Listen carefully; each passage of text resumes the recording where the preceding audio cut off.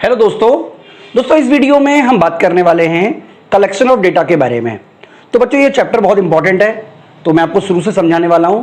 और इस वीडियो में जो हम समझेंगे वो समझेंगे सोर्सेज ऑफ डेटा, यानी कि कौन कौन से सोर्सेज हैं, प्राइमरी और सेकेंडरी सोर्स ऑफ डेटा के बारे में भी हम इसी वीडियो में समझेंगे। तो बच्चों अगर हम टॉपिक को बहुत आसान शब्दों में शुरू करें तो देखिए, जैसे कोई भी एक फर्म है या कोई भी एक कंपनी है या कोई भी गवर्नमेंट है, इन सभी के लिए डेटा की बहुत ज़रूरत होती है। तो मान लीजिए जैसे सपोज मैं हूँ, मुझे भी डेटा चाहिए। भाई जो बच्चे, मान लीजिए मैं 11th क्लास भी पढ़ाता हूँ, 12th भी पढ़ाता हूँ, मैं ग्रेजुएशन भी पढ़ाता हूँ, पीजी भी पढ़ाता हूँ। तो अलग अलग क्लासेस में अलग अलग नंबर ऑफ स्टूडेंट्स हैं, तो इसका रिकॉर्ड भी तो मेरे पास होना चाहिए। सपोज कीजिए आप मुझसे पूछोगे कि जी या मैं किसी से मुझे जानना है कि मेरे पास कितने ऐसे बच्चे हैं जो बीकॉम सेकेंड ईयर में मुझसे पढ़ते हैं।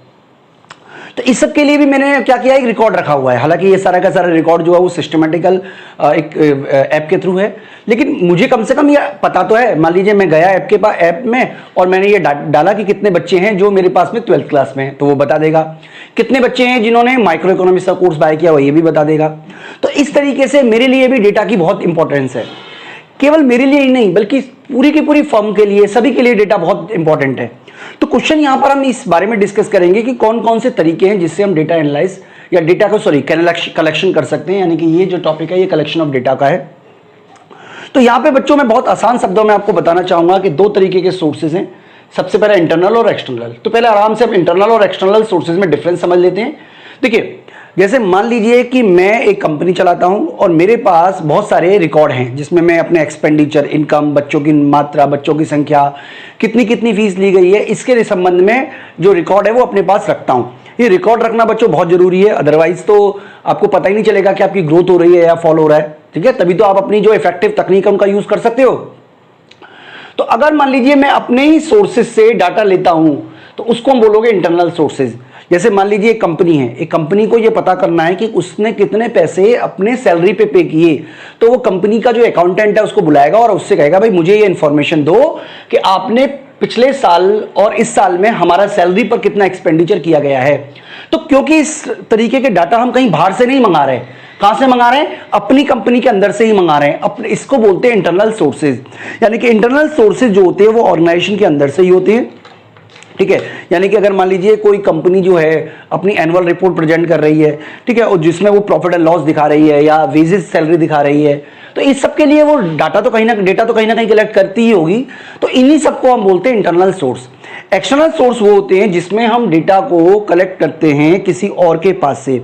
जैसे मान लीजिए कि मुझे ये पता करना है कि सीबीएसई के कितने बच्चों ने 12th क्लास में एडमिशन लिया, तो मैं तो पता करूंगा नहीं, है ना। मैं किसी वेबसाइट पे गया या किसी सीबीएसई की साइट पे गया जहां पे मुझे ये जानकारी मिल गई। जैसे मान लीजिए कितने बच्चे ऐसे हैं जिन्होंने नेट का एग्जाम दिया, तो ये जानकारी मुझे चाहिए। मान लीजिए नेट का एग्जाम कितने बच्चे दे रहे हैं, या कितने बच्चे ऐसे हैं जो ग्रेजुएशन का एग्जाम दे रहे हैं। तो इसके बारे में मुझे जो डाटा चाहिए, मुझे जो आंकड़े चाहिए, मुझे जो डेटा चाहिए, उस सब की जानकारी मुझे मैं तो नहीं इकट्ठे करूंगा ना, मैं बाहर से इनको अरेंज करूंगा।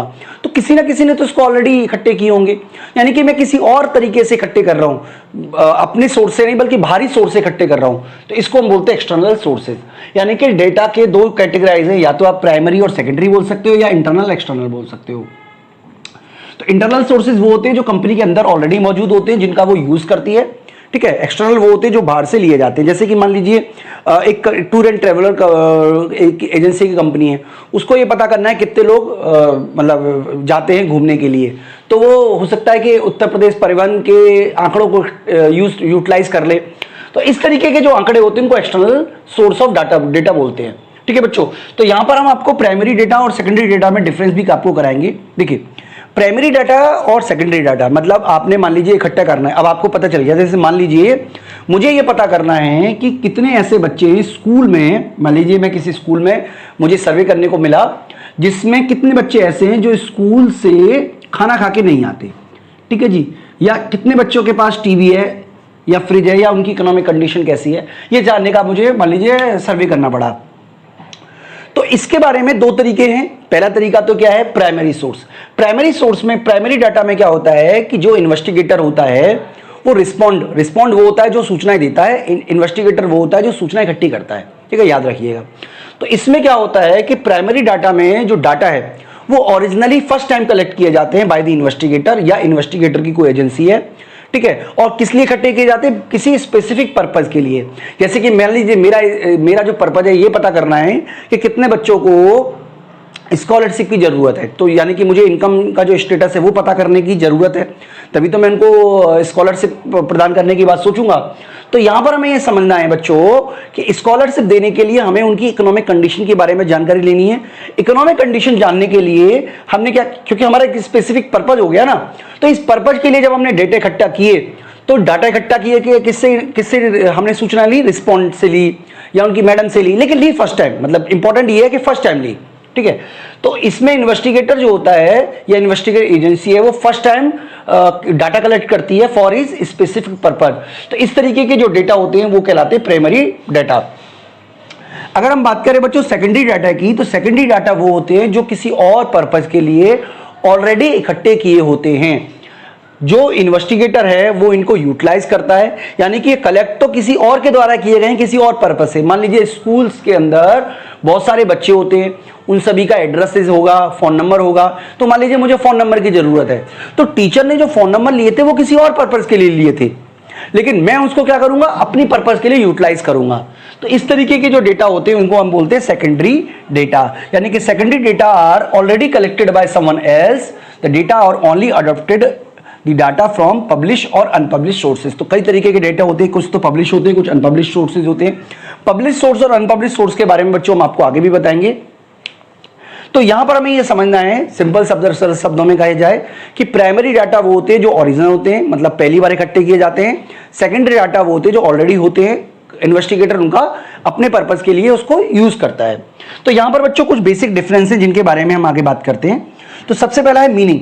देखिए सबसे पहले मीनिंग तो हम यहाँ पे ऑलरेडी समझ चुके हैं, फर्स्ट पॉइंट तो हमारा क्लियर हो जाना चाहिए कि primary data is the data, ठीक है, ये दो बार हो गया है, which is originally collected by an investigator or agency for his first time for some specific purpose। तो ये हमारे प्राइमरी डाटा हो गए। सेकेंडरी डाटा क्या हो गए बच्चों?